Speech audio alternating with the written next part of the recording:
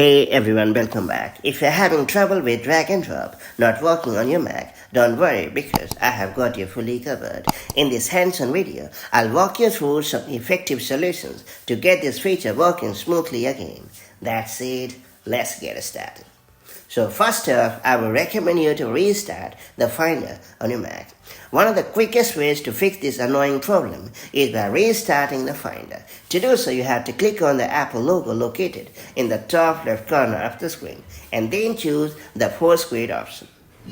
In the 4-square window, choose Finder and then click on the Relaunch option. After that, you have to go back to the Apple menu at the top left and choose the Restart option. And once your Mac has rebooted, check if the drag and drop feature has begun to work as usual. Then I will recommend you to check the trackpad or the mouse settings on your Mac. If restarting didn't help, make sure your input device is set up correctly.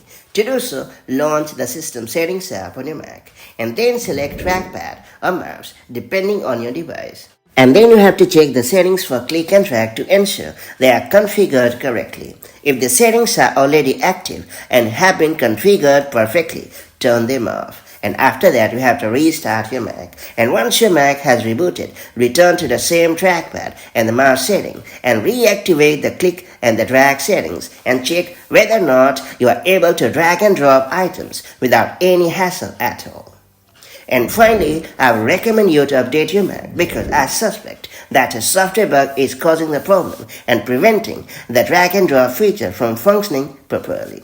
To do so, you have to launch the System Settings app on your Mac. And then you have to click on the General option.